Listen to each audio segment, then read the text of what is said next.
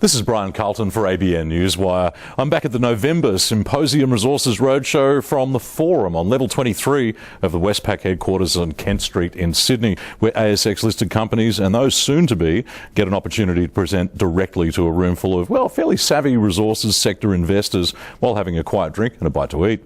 Thomson Resources is a Sydney-based exploration company focused on discovering and developing quality mineral deposits in what's known as the Thomson Phil belt in northwestern New South Wales. Covers an area about the size of Tasmania. Thomson Resources has just issued a prospectus for its planned IPO, and its managing director, Eoin Rothery, was warmly received when he presented today at Symposium. He joins me now. Hi, Eoin. How are you going? How are you going? Now, let's go back to the beginning. Thomson Resources was incorporated back in 2009. Initial shareholders, both ASX-listed companies, Minotaur Exploration and Plat Search. What prompted that?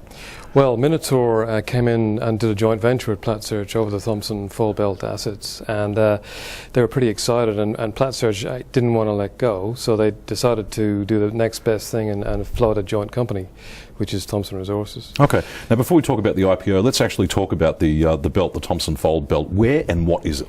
It's in. It's at the back of Bourke. It's in northern New South Wales. Literally out the back of Bourke. Yeah, that's right. Okay. So it's very remote in New South Wales terms, but as you know, New South Wales isn't that big, so it's quite accessible. It's near Cobar and Broken Hill.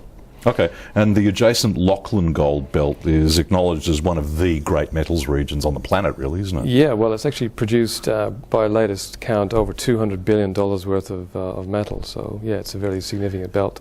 Okay, is there a clear delineation between the two, or...? Well, good question, because they thought so prior to 2006, but in 2006 the New South Wales government flew magnetics, and now they're not so sure. They think the Lachlan extends into the Thomson Phil belt.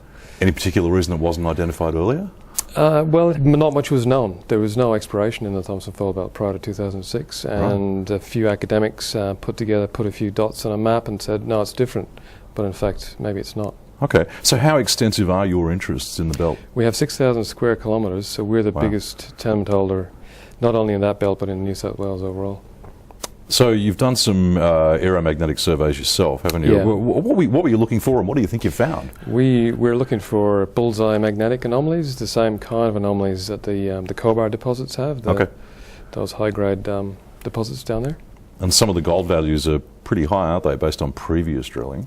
Yes, we have a gold prospect which has got a 105 gram. I was reading some pretty high numbers, yeah. Yeah, they're high, but it is nuggety, so there's a lot of work to do there. It's not all about gold, though, is it? No, we have lead, zinc, and silver potential as well. So yeah, it's looking pretty promising at this stage. Okay, now the IPO, you've set a date? Yes, the prospectus is available from our website, and the closing date is December the 3rd. Okay, so how is it structured?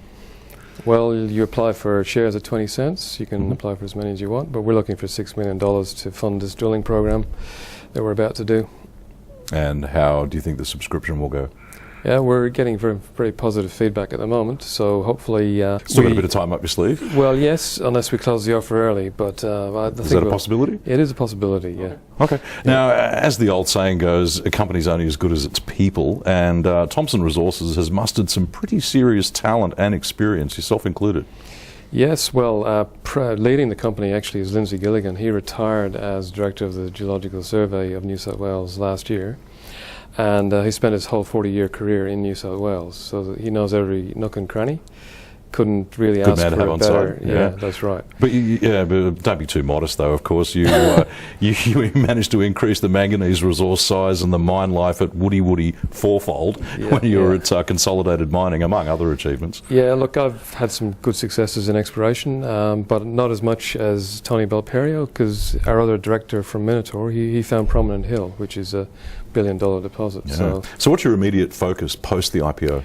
We're going to drill those bullseye magnetic targets that there's been some scout drilling on them, and they have very similar rocks and alteration and mineralogy as the Cobar deposits, some sniffs of zinc, copper, lead, zinc, so we'll be right on to those straight away. Okay, despite it being the back of Bourke, it is inhabited, albeit sparsely. Any impediments to the drilling of your priority targets? No, they're all on western leases, like a pastoral lease, so they're all stations, mainly sheep farming. No problems. The guys up there are really happy to see us, when we rock up. So Okay, that's a nice story in itself, isn't it? Yeah. So when you become a newly listed company, why should investors look positively towards Thomson Resources? Well, how many times do you have an opportunity to invest in a completely new mineral belt that's never been explored before, that has the same geology as somewhere that's got a $200 billion worth of production? I think it makes sense. Investors will find that, well, some of them Compelling, exciting too. Yeah, I would have thought. that's right. Eoin Rothery, Managing Director, Thomson Resources, soon to be ASX code TMZ. Thanks so much for your time today. Best of luck. Thanks very much. This is Brian Carlton for ABN Newswire.